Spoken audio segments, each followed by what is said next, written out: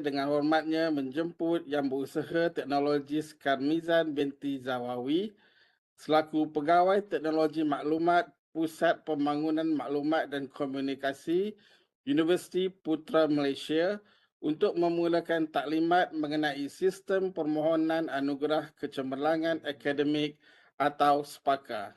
Dengan hormatnya, dipersilakan. Selamat petang semua. Assalamualaikum. Nampak tak slide saya? Sorry. Nampak Puan? Nampak. Puan nampak Nampak Puan? tak? Nampak Puan? Nampak Jelas. tak slide saya? Nampak Puan, ya? jelas Puan. Jelas ya? Okey, Assalamualaikum. Okey, saya TS Kalmizan. Saya petang ni saya akan bentangkan taklimat sikitlah berkaitan dengan sistem SPAKA. So sistem ni kita dah tambah baik berdasarkan bengkel EAN lah sebelum kita buka sistem ni. Okey, pertama saya nak terangkan konsep perjalanan EAN ni lah. Maksudnya konsep dia kita memohon maksudnya di mana calon-calon akan memasukkan data profil ataupun syarat-syarat lah yang diperlukan oleh setiap kategori. Lepas tu sistem ni akan buat proses penilaian. Okey, nanti akan ada proses penilaian di pelbagai peringkat. Pertama, pengesahan di sekat Urustia PTJ, Urustia Institusi, Ketua Institusi dan juga last kali di peringkat Urustia JPT dan akhirnya kita akan bawa kepada panel lah, panel yang terlibat mengikut kategori anugerah dan last kali adalah kita akan umumkan pemenang lah jika ada yang menang. Okay. Seterusnya, kenapa saya tak boleh? Saya tak boleh pergi next. Okey, seperti yang kita tahu daripada pagi lagi doktor semua dah melalui jenis-jenis kategori anugerah yang ada dalam sistem EAN. Yang pertama iaitu sistem anugerah ahli akademi harapan, anugerah penerbitan makalah dan jurnal, anugerah pengajaran, anugerah inovasi, kita ada anugerah tokoh akademik, kita ada anugerah seni dan juga kita ada anugerah penerbitan. So ini adalah 7 kategori anugerah yang ada di dalam sistem AAN ni lah untuk permohonan daripada IPT dan IPTS ya. Okay. Setiap satu ni akan ada panduan pengguna lah yang kita telah sertakan di dalam sistem SPAKA. Okay. Jadi ini adalah aliran proses keseluruhan yang akan berlaku di dalam sistem SPAKA ni untuk anugerah AAN ni. Yang pertama mesti bermula daripada permohonan calon lah, calon yang akan memohon. Seterusnya dia akan pergi ke peringkat yang kedua iaitu semak dan sah oleh Urustia Institusi yang telah dilantik. Saya rasa mungkin adalah hari ini semua yang datang. Okey, yang ketiga semakan dan pengesahan daripada ketua institusi di setiap IPT atau IPTS yang telah didaftarkan. Seterusnya jika permohonan itu telah disahkan oleh ketua institusi, permohonan tersebut akan sampai ke peringkat Urustia JPT di mana di sini berlaku lagi sekali untuk proses semakan dan pengesahan. Okey, yang kelima akan ada proses pemakahan dan oleh panel juri. Step yang keenam maksudnya kita akan umumkan keputusan. Okay, ini adalah sistem muka depan sistem lah. Okay, sistem ni dia akan ini URL dia spaka.nui.gov.my. Okay, untuk pengguna sedia ada, katakanlah calon tu pernah memohon sebelum ni, pemohon tersebut boleh terus login lah menggunakan email yang sedia ada. Jika pemohon baru, maksudnya pertama pemohon tu mesti buat pendaftaran dululah supaya dia ada akses untuk masuk ke sistem SPAKA. Okey, skrin utama portal Sepakar ni dia ada dua ya. Maksudnya kat sini sistem ni kita combine dengan satu lagi sistem iaitu sistem AKRI untuk permohonan AKRI. Tapi buat masa ni sistem AKRI tu tak dibuka lah. Okey, yang kita buka adalah sistem AAN. Jadi calon perlu klik pada ikon Anugerah Akademik Negara. Lepas tu dia kat sini dia akan memilih jenis-jenis anugerah yang ingin dipohonkan lah. Untuk tahun ni maksudnya kalau kita ada 7 kategori tadi, so calon yang berkaitan memilih kategori yang terlibat lah. Okey, di sini adalah autonomi proses borang permohonan Sepakar di mana setiap apa yang wajib di dalam ni adalah bila masuk saja kita akan ada diwajibkan semua calon membaca ya syarat dan peraturan. So bila dia tandakan maksudnya telah membaca, maknanya barulah kita akan benarkan untuk calon mengisi bahagian-bahagian lain. Okey. Di sini kita ada tab masing-masing. Ini saya ambil contoh Akademik Harapan. Maksudnya tab-tab ni akan berbeza mengikut macam saya notakan ni, semua kategori anugerah akan melalui proses yang sama, tetapi bilangan tabs tu adalah berbeza mengikut kategori anugerah. Okey. Dia tak samalah, mungkin yang lain tu akan ada butang selebih-selebihnya lah tab dia tu. Jadi setiap proses ni, profil ni diwajibkan. Kita tak boleh skip lah sebab di sini kita ada maklumat-maklumat yang kita perlukan untuk kita buat tapisan di peringkat akhir tu nanti. Jadi dan alhamdulillah untuk kita umumkan, maknanya untuk hari tu pihak JPT dan pihak Repertua ada minta kita buat free flow untuk tab-tab yang lain. So our team telah settlekanlah free flow. Cuma yang diwajibkan adalah tab syarat dan juga profil ni kita wajibkan. Maksudnya calon kena melalui proses tu dulu dan proses-proses pencapaian yang lain tu akan ada, boleh dibuat bila-bila masa free flow. Sehinggalah proses tu tamatlah hantar status pengesahan lah. Okay. Okey, ini itu saya tunjuk ni, ini dah contoh yang saya tunjukkan dalam ini adalah di dalam sistem sebenar. Maknanya masuk saja kita ada syarat umum, kita ada syarat permohonan dan kita sertakan juga adalah manual pengguna. So manual pengguna yang terkini kita dah uploadkan berdasarkan penambahbaikan bengkel AAN yang sebelum ni lah. Jadi apa yang saya masukkan tanda sini dekat sinilah, dengan ini saya bersetuju syarat dan peraturan yang ditetapkan. Kenapa kita wajibkan membaca supaya tidak ada proses claim di peringkat akhir tu nantilah menyatakan tak tahu di mana kan. Jadi kita mengesahkan itu, maksudnya ini adalah kita kata pengesahan daripada calon bahawa dia telah faham dengan setiap syarat umum dan juga syarat permohonan yang telah ditetapkan oleh pihak JPT mengikut kategori oleh kategori anugerah masing-masing. Okey, ini adalah aliran pengesahan mikro, maksudnya di dalam bagaimana proses itu berlaku ya.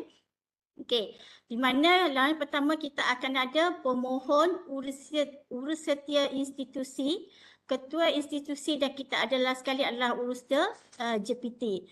Okey, pertama saya kata tadi isi dan hantar permohonan. Maksudnya bila calon tu dah mengisi semua keperluan yang diperlukan dalam kategori permohonan tersebut, sistem akan hantar kepada urus setia institusi, di mana urus setia institusi akan perlu semak dan perlu sahkan setiap item yang telah dimuat naik ataupun yang telah diisi oleh calon. Okey, supaya kita tak akan ada isu yang mungkin jika tak lengkap tu mungkin permohonan calon tersebut boleh ditolak lah.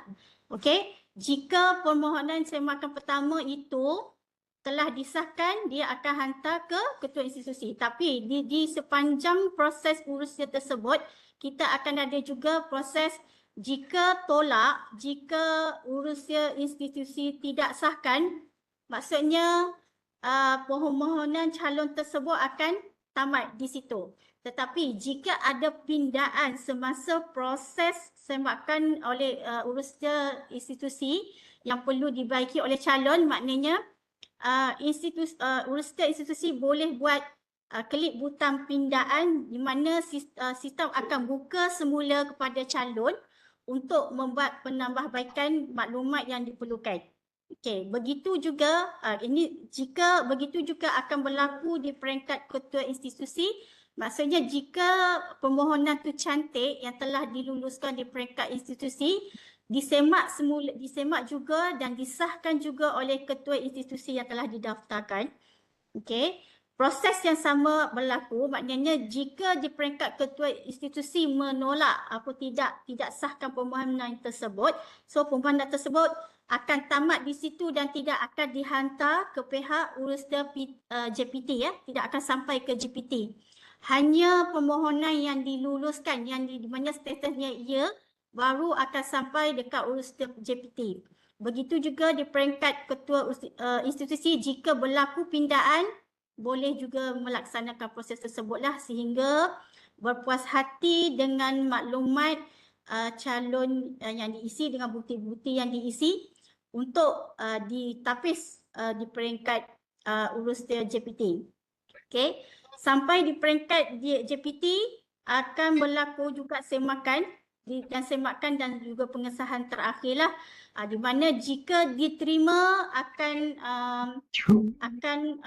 baru akan digunakan untuk penjurian. Jika tidak akan ditamat di situlah, tidak akan dibawa untuk penjurian. So di sini pihak JPT akan melihat setiap secara detail untuk semak syarat-syarat supaya memenuhi apa yang diperlukan oleh syarat-syarat setiap kategori. So proses ini di dalam sistem dia akan berlaku untuk semua kategori anugerah yang telah ada di dalam 7 kategori anugerah tu akan menggunakan proses yang sama.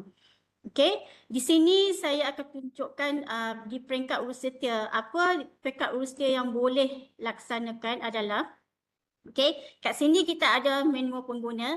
So saya dah bagi dekat pihak JPT dan manual pengguna tersebut akan diberikan kepada pihak urussetia institusi lah untuk rujukan. Di sini setiap satu ni kita akan ada satu step lah di setiap step tu dan nombor-nombor ini mewakili apa yang penerangan di setiap yang kita nyatakan sini. Contoh nombor 1. Okey, nombor 1 kat sini di sebelah kanan ni kita akan cakap masukkan email yang telah didaftarkan lah. Okey, seterusnya. So maknanya setiap urussetia PTJ urussetia institusi boleh semak step-step ni mengikut apa yang telah kita masukkan lah. Okey, di sini juga urussetia institusi akan dapatlah permohonan yang telah dihantar dan membuat proses semakan. Dan setiap satu yang kita notekan dengan nombor ni boleh lihat dia punya penerangan detail. Begitulah sehingga habislah. Okey. Okey. Seterusnya. Okey. Ada apa-apa soalan yang nak ditanya boleh bertanya ya. Okey, di setiap satu proses tu kita akan ada matrik notifikasi email yang dihantar kepada dia ada tu. ya, ada yang nak bertanya ke?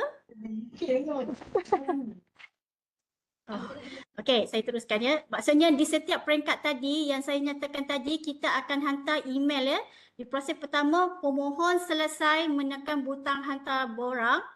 Yang terima adalah urussetia institusi akan menerima email. Dia menyatakan calon dia telah menghantar permohonan untuk semakan. Okey, notifikasi yang kedua kita hantar adalah permohonan melepasi semakan peringkat 1.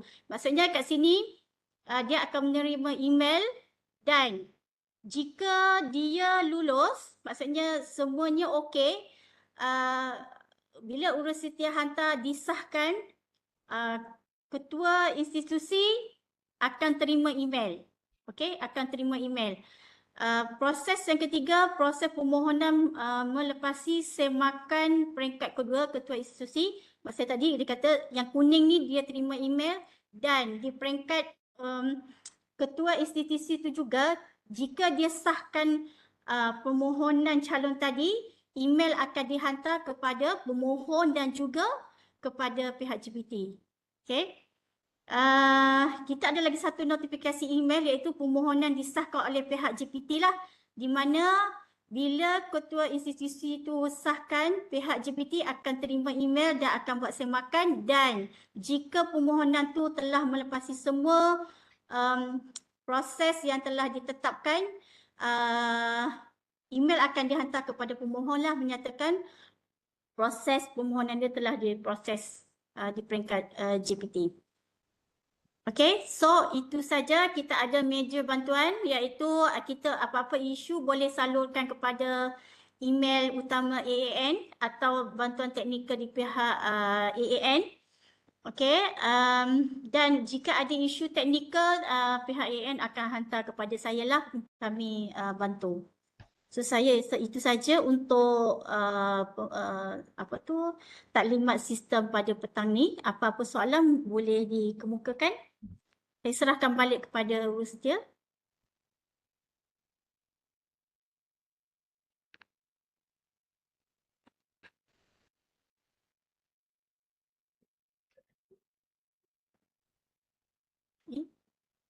Saya stopkan.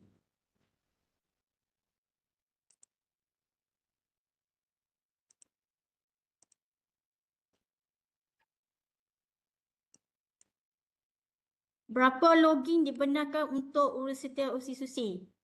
Ain, itu pihak JPT daftar berapa ya? Itu bergantung kepada pihak JPT yang daftarkan urus setia lah. Kalau ada urus setia satulah.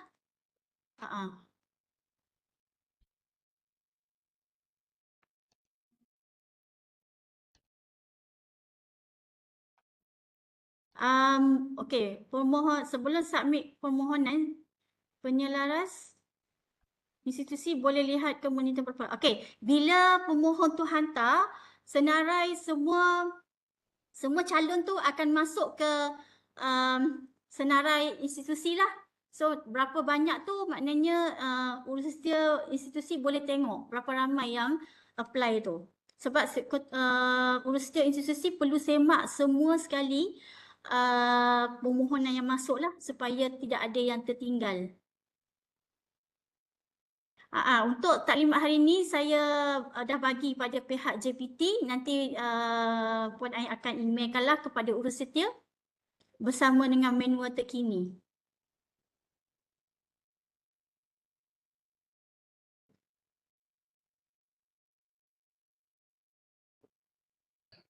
Okey, kami Ada ambil lagi? maklum. Maka Mizan. Ada soalan okey. lagi? Sebelum pemohon tekan submit, penyelaras tak boleh tahu. Okey, itu tak boleh tahu. Biasanya kalau untuk tahun-tahun sebelum ni, memang pihak institusi sendiri yang ada calon-calon dia lah, yang mencari calon-calonnya untuk untuk buat permohonan lah. So biasanya proses itu hanya di peringkat institusi lah. Dalam sistem kita tak tahu. So dia akan biasanya kalau setahu saya sebelum ni lah, dia orang dah carilah calon-calon yang berpotensi untuk memohon membuat permohonan ni lah.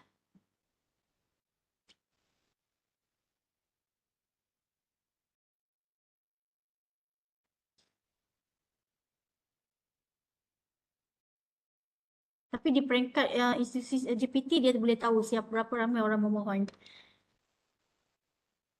Ada lagi soalan lain?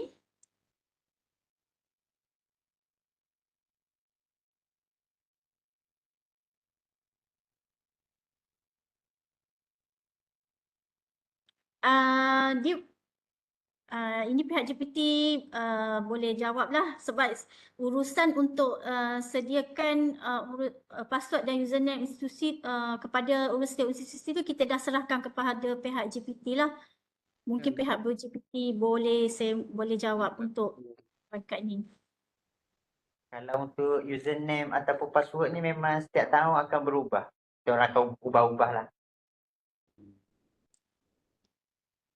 Sebab biasanya ada juga urus setiap institusi yang berubah kan. So bila first time diorang registerkan tu, dia akan letak satu password default lah. Dan urus setiap institusi dia boleh menukarlah password tersebut. Betul-betul.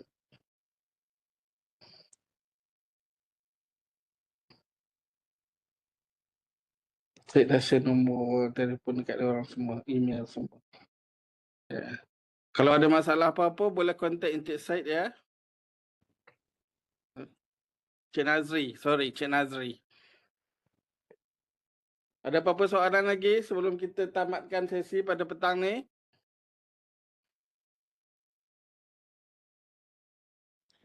Ketua institusi login guna username yang mana? Okey, yang didaftarkan oleh pihak JPT lah. Biasanya pihak JPT akan bagi email kepada institusi. Apakah siapakah yang dah diregisterkan kepada institusi lah. Sebab nama-nama ketua institusi ni pun saya percaya pihak JPT dapatkan daripada institusi itu sendiri. Betul-betul, Puan. So, kita orang ambil daripada setiap IPT yang bagi. So, kita orang akan Berdasarkan IPT yang bagilah, bukan diorang sebarangan register lah. Sebab orang ni yang perlu bertanggungjawab untuk membuat pengesahan tersebut dan pihak yang ketua institusi ni perlu tahulah, kalau tidak kita takut di peringkat urusetia tu buat tapi di peringkat ketua institusi tak buat, jadi permohonan tu tak akan sampai ke urusetia institusi, urusetia JPT, tak akan sampai permohonan tu. Jadi urusan institusi kena make sure lah ketua institusi melaksanakan proses tersebut supaya permohonan calon-calon tu dapat sampai ke pihak urusdia JPT. Sebab tahun-tahun sebelum ni ada berlaku kes itulah, so kita suka cerita untuk memberi peringatan mesra supaya pihak urusdia institusi membuat semakan tersebutlah di peringkat institusi, memantau proses tu.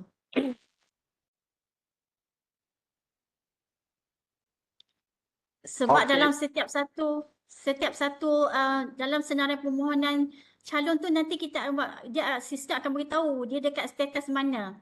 Status semakan urusetia ke, status ketua institusi ke, status dah hantar ke pihak JPT. Jadi ketua institusi urusetia institusi boleh tengok setiap satu permohonan yang telah dimohon oleh calon tu di peringkat mana. So untuk memastikan itu, dia final sekali adalah telah dihantar ke pihak JPT.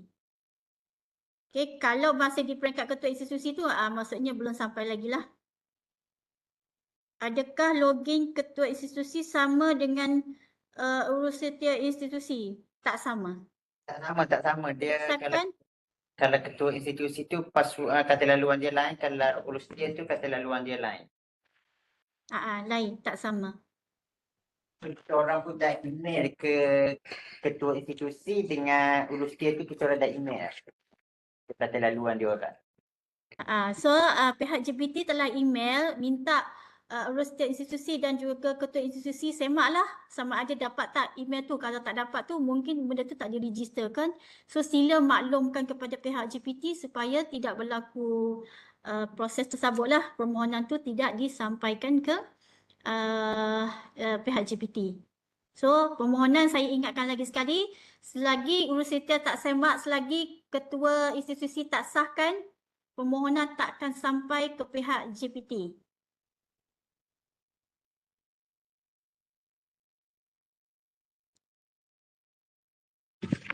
Okey, ada apa-apa lagi soalan terakhir maybe?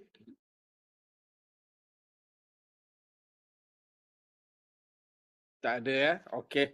Kalau tak ada, saya mengucapkan sekali lagi terima kasih kepada Puan Karmizan binti Zawawi atas taklimat sebentar tadi.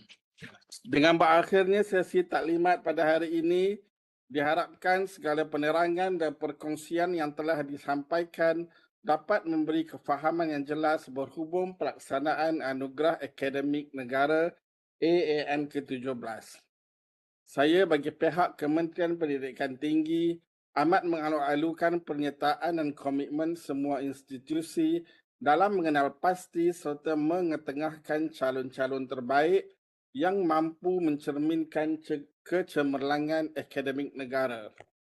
Setinggi-tinggi penghargaan dan ucapan terima kasih diucapkan kepada para panel, wakil institusi serta semua peserta atas kesudian menghadiri dan menjayakan sesi taklimat ini. Untuk makluman semua, kita mungkin menjangkakan dalam masa sebulan dari sekarang atau tidak lebih 2 bulan, siri kedua taklimat yang sama akan diadakan secara online. Dan perkara ini akan dimaklumkan kepada semua pembentang untuk semua kategori. So, hopefully kita boleh bertemu lagi dah dalam masa terdekat. Mungkin ada soalan yang belum terfikir pada hari ini, macam second siri nanti mungkin ada ya. Dengan itu, maka berakhirlah taklimat pembukaan Anugerah Akademik Negara AAN ke-17. Sekian, wabillahi taufik wal hidayah. Wassalamualaikum warahmatullahi wabarakatuh dan terima kasih.